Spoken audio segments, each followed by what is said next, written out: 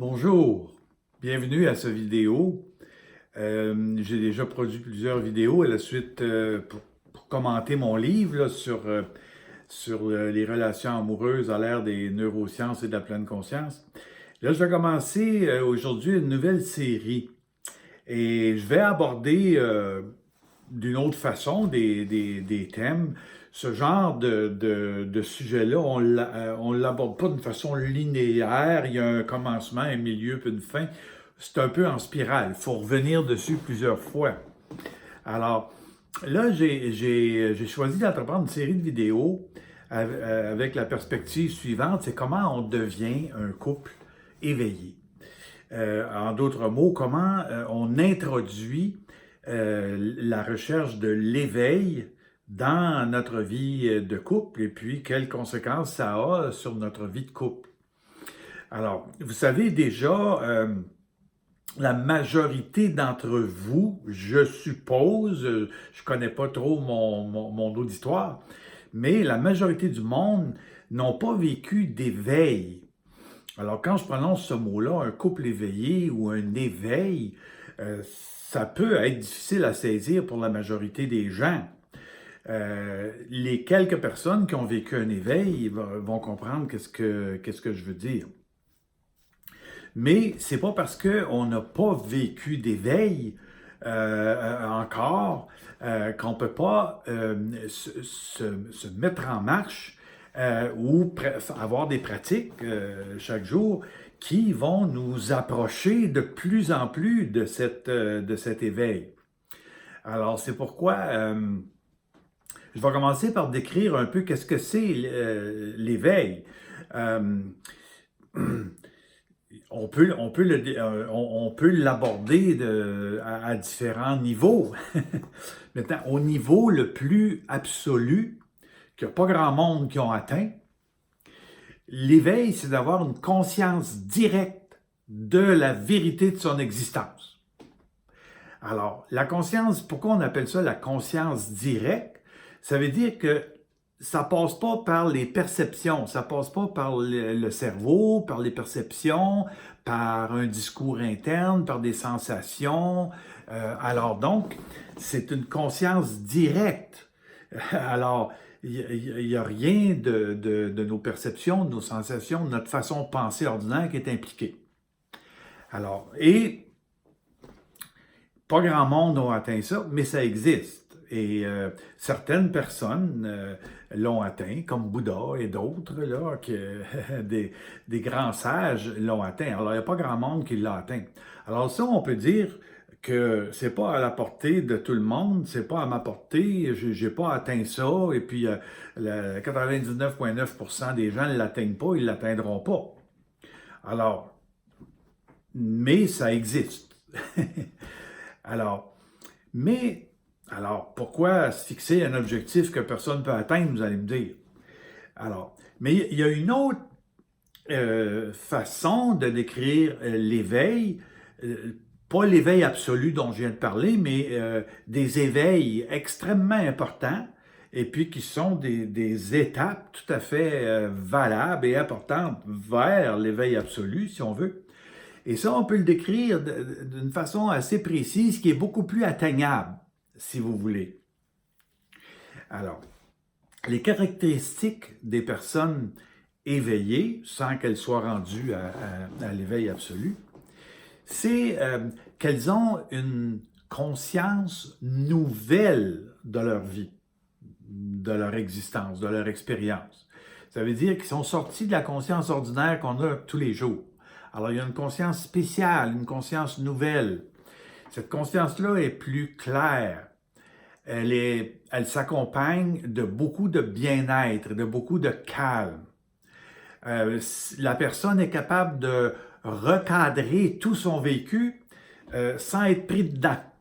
Alors, la personne continue d'avoir des émotions, du désir, des expériences, la vie de tous les jours, mais la personne elle n'est pas prise dedans. C'est comme si sa conscience est déjà un petit peu dans l'absolu. Elle est déjà dans une conscience pure, directe de son expérience. Alors, cet état-là, s'accompagne généralement de plus de compassion pour les êtres humains. Ça s'accompagne d'une plus grande perception de la réalité autour de soi. La perception est plus aiguë, elle est plus claire. Alors, ces caractéristiques-là dont je vous parle, c'est quasiment scientifique, ça. C'est comme si, de tous les pays du monde, ceux qui ont vécu un éveil vont vous le décrire avec les mêmes caractéristiques sans s'être jamais rencontrés. Alors, c'est comme l'équivalent d'un fait, si on veut, si on l'observe au Vietnam, en Chine, au Japon, aux États-Unis, en Birmanie, en Russie, où vous voudrez. Une personne qui vit un éveil va décrire son éveil avec les caractéristiques dont je viens de vous parler. Et ces personnes-là ne se sont jamais rencontrées. Alors, donc, les caractéristiques de l'éveil sont extrêmement précises et je vous en ai donné une idée c'est assez difficile de le décrire d'une façon plus concrète que ça parce qu'à ce moment-là, on va trahir ce que c'est. Étant donné que c'est différent de la vie ordinaire, si on essaie de traduire ça avec des mots ordinaires qu'on peut comprendre, ben on va le manquer. Alors, c'est pour ça que... Mais l'éveil est un vécu qui est très réel, qui est palpable, qui est détectable, qui est défini par des caractéristiques. Et les êtres qui sont dans cet état d'éveil-là voient leur vécu transformé dans le sens de beaucoup plus grand bonheur, un plus grand bien-être, une plus grande clarté, un esprit plus clair, plus calme, plus de compassion pour le monde et l'humanité, plus d'ouverture à toutes les races, à toutes les situations humaines. Et alors là, la personne qui atteint cet état-là vit la même vie que tous les jours, mais que les autres de tous les jours, mais elle est beaucoup moins perturbée, si on veut. Elle voit toutes ces réalités-là dans une autre dimension qui fait qu'elle est beaucoup moins perturbée, elle est plus calme. Alors, bon, moi-même, j'ai vécu l'éveil. Et puis, évidemment, ce que j'ai vécu, j'ai vérifié avec un maître pour savoir si c'est quelque chose que j'ai imaginé ou si c'est vraiment un éveil. Et le maître a confirmé qu'il s'agissait bien d'un éveil. Donc, j'ai vécu cet état-là. Et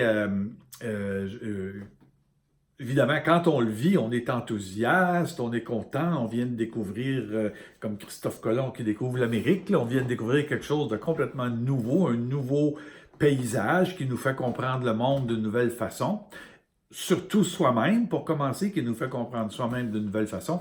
Alors, c'est enthousiasmant, et puis on ne reste pas dans cet enthousiasme-là tout le temps après, on retombe dans la vie ordinaire, mais les caractéristiques dont je vous ai parlé tantôt restent. Et elles peuvent être plus ou moins fortes, on peut être plus ou moins ouvert, plus ou moins serein. Puis, il y a des secteurs de nos vies où ça paraît plus, d'autres secteurs ça paraît moins. Ça ne veut pas dire qu'une fois qu'on a atteint une expérience d'éveil, qu'on est transformé dans tous les aspects de notre vie. Il reste, pour atteindre l'éveil absolu, il reste encore du travail à faire. Mais comme cet éveil-là est réel, est atteignable, et que les êtres qui l'atteignent témoignent d'un plus grand bonheur, d'un plus grand bien-être, d'une plus grande sérénité, d'une plus grande ouverture, d'un plus grand calme. Et comme ça s'atteint ça, je trouve intéressant et important, et c'est un peu mon objectif en tant que thérapeute conjugale et familiale, de présenter cette option-là au couple. Parce que la vie de couple est difficile. Beaucoup d'entre nous, on se casse on se brise dans la vie de couple parce que c'est difficile, c'est exigeant. Et puis, mais si on introduit dans la vie de couple cette recherche-là de l'éveil, puis si on l'introduit dans la vie de couple comme une possibilité à laquelle on peut se comparer et à laquelle on peut prétendre atteindre, ça crée une transformation. Alors, si l'éveil, c'est pas une transformation, c'est quelque chose de radicalement nouveau, mais en route vers l'éveil, il y a une transformation qui nous y approche de plus en plus. Et cette transformation-là a les caractéristiques de l'éveil dont je vous ai parlé tantôt, c'est-à-dire plus d'ouverture, plus de calme, l'ego devient moins important, la sensibilité personnelle, comme on dit, prendre les choses personnelles, ça devient de moins en moins important, l'intensité émotive peut être plus juste. Alors, toutes ces caractéristiques-là sont extrêmement intéressantes pour la vie de couple. Et puis, c'est pour ça que ça peut devenir extrêmement intéressant pour les couples de parvenir à être de plus en plus un couple éveillé. C'est-à-dire que si les deux membres du couple s'entendent pour dire on va placer cette recherche-là de l'éveil à l'intérieur de notre vie de couple, on va faire des pratiques, des exercices, et on va méditer, on va s'ouvrir à plus de conscience ensemble, et on va s'évaluer l'un l'autre, on va s'entraider l'un l'autre. Mais là, on a affaire à un couple éveillé, un couple qui est en route vers l'éveil. Ça ne veut pas dire que les deux membres du couple sont obligés d'avoir cet éveil absolu qui est la conscience directe, pure, claire comme l'autre source de son existence. Non. Ça, c'est à la longue, on peut l'atteindre, mais c'est très difficile à atteindre. Mais en route vers l'éveil, on devient de plus en plus éveillé, si on veut. Alors voilà pourquoi je présente mon approche de cette façon-là dans cette série de vidéos-là. Et mon thème, c'est comment on devient un couple éveillé.